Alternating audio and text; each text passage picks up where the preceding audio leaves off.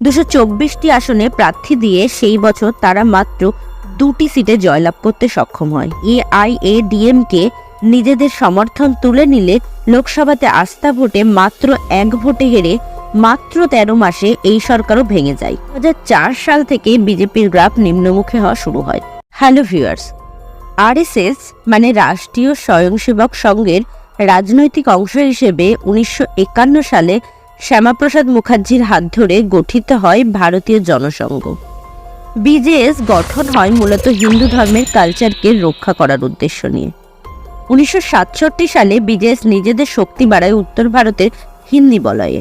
এরপর ঠিক 10 বছর পর অটল বিহারী বাজপেয়ীর নেতৃত্বে আরও 3টে রাজনৈতিক দলকে নিয়ে গঠিত হয় জনতা পার্টি, যারা প্রথমবারের জন্য ভারতের মসনদে বসে।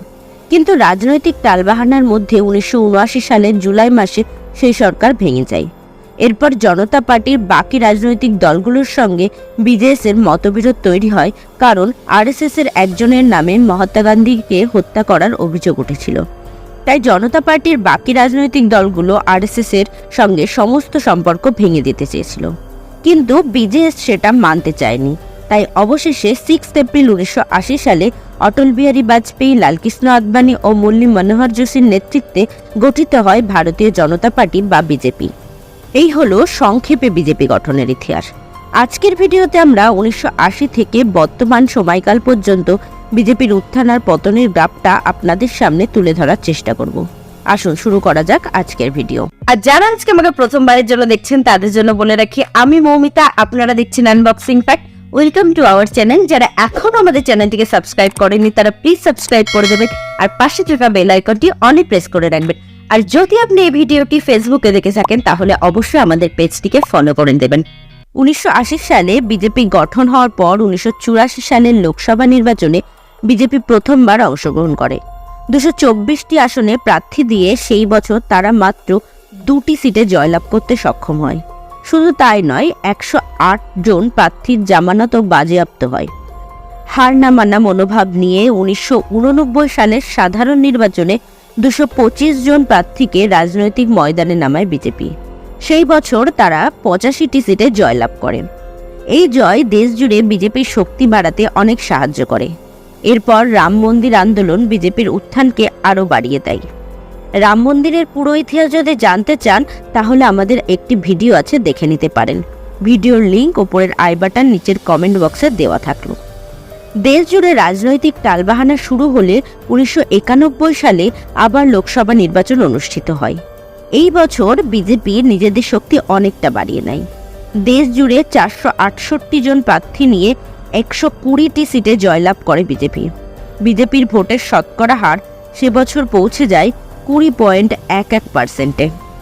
এরপর 1998 সালে বিজেপি প্রথমবারের মতো কিছু আঞ্চলিক রাজনৈতিক দলকে সঙ্গে নিয়ে সরকার গঠন করতে সক্ষম হয়।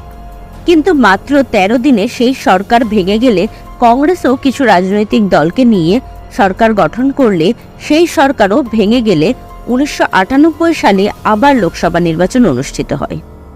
আবার আঞ্চলিক দলের সঙ্গে জোট করে বিজেপি নির্বাচনে অংশগ্রহণ করে। নিজেরা 388টি সিটে লড়াই করে বাকি সিট নিজেদের জোট সঙ্গীদের জন্য ছেড়ে দেয় বিজেপি। সেই নির্বাচনে বিজেপি 182টি সিটে জয়লাভ করে এবং বাকি জোট সঙ্গীদের সমর্থনে সরকার গঠন করে। সেই সরকারের প্রধানমন্ত্রী নির্বাচিত হয় অটল বিহারী বাজপেয়ী। এরপর 1998 সালের 11ই মে সরকার পোখরানে পরমাণু টেস্ট করে।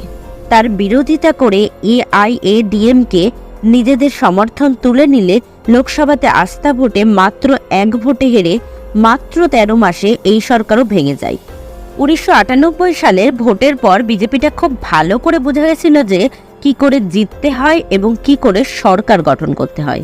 এরপর 20টা ছোট ছোট রাজনৈতিক আঞ্চলিক দলকে সঙ্গে নিয়ে বিজেপি গঠন করে এনডিএ মানে ন্যাশনাল ডেমোক্রেটিক অ্যালায়েন্স। 1999 সালের ভোটে বিজেপি নিজে 182টি সিটে জেতে এবং বাকি জোট সঙ্গীদের আসন নিয়ে মোট 294টি সিটে জয়লাভ করে প্রথমবারের মতো শক্তিশালী সরকার গঠন করে। আবার অটল বিহারী বাজপেয়ী হন সেই সরকারের প্রধানমন্ত্রী। 1999 সালে তৃণমূল কংগ্রেস এই এনডিএ সরকারের অন্যতম জোটসঙ্গী ছিল। এবং বাংলা থেকে মাত্র একটা সিটে মমতা ব্যানার্জি জিতে রেলমন্ত্রী হন। এই সরকার পুরো 5 বছর মানে 2004 সাল পর্যন্ত ক্ষমতায় থাকে। এই 5 বছরে অটল বিহারী বাজপেয়ী ভারতকে ইনফরমেশন টেকনোলজিতে বিশ্বসেরা করে তুলেছিলেন। কিন্তু 2004 সালের সাধারণ নির্বাচনে এই সরকার হেরে যায় আর 2004 সাল থেকে বিজেপির গ্রাফ নিম্নমুখী হওয়া শুরু হয়। 2004 সালে কংগ্রেসের নেতৃত্বে ইউপিএ মানে ইউনাইটেড প্রোগ্রেসিভ অ্যালায়েন্সের সরকার গঠিত হয়। সেই বছর বিজেপি সিট 182 থেকে কমে 138-এ চলে আসে। 2009 সালে সেই সিট আরও কমে 116-তে চলে আসে। এরপর আসে 2014 সাল। বিজেপি নিজেদের সবথেকে বেশি দিন থাকা গুজরাটের মুখ্যমন্ত্রী নরেন্দ্র মোদীকে সামনে রেখে ভোটের ময়দানে নামে এবং 282টি সিটে জয়লাভ করে এবং বিজেপির জোটসঙ্গীরা আরও 54টা সিটে জয়লাভ করে মোট 336টি সিটে জিতে সরকার গঠন করে। 1984 সালের পর ভারতবর্ষের ইতিহাসে প্রথমবার কোনো দল একা সরকার তৈরির ম্যাজিক ফিগার স্পর্শ করে। বিজেপির ভোট শতাংশ পৌঁছে যায় 31.34%-এ। ভারতবর্ষের ইতিহাসে প্রথমবারের মতো কংগ্রেসের রেজাল্ট এত খারাপ জায়গায় পৌঁছায় যে তারা মাত্র 44টি সিটে জয়লাভ করেন। 2014-তে কংগ্রেসের 178 জন প্রার্থীর জামানত বাজেয়াপ্ত হয়েছিল। এরপর আসে 2019-এর লোকসভা নির্বাচন। 2019-এ বিজেপি নিজেদের সিট 282 থেকে বাড়িয়ে 303-এ নিয়ে যায় এবং বিজেপির ভোট শতাংশ রেকর্ড হারে বেড়ে 37.76%-এ পৌঁছে যায়। কংগ্রেসের সিট মাত্র 52-তে থেমে যায়। কংগ্রেসের ভোট শতাংশ 19.73%-এ নেমে আসে। 1984 সালে যে দল মাত্র 2টো সিটে জিতেছিল সেখানে 2019-এ সেই দল নিজেদের ভারতের বৃহত্তম রাজনৈতিক দল হিসেবে তুলে ধরে। এই হলো বিজেপির উত্থানের পুরো ইতিহাস। এবছর মানে 2024-এ আবার একটা লোকসভা নির্বাচন অনুষ্ঠিত হতে চলেছে। তার ফলাফল কি হবে সেটা জানার জন্য আমাদের আর কটা মাস অপেক্ষা করতে হবে।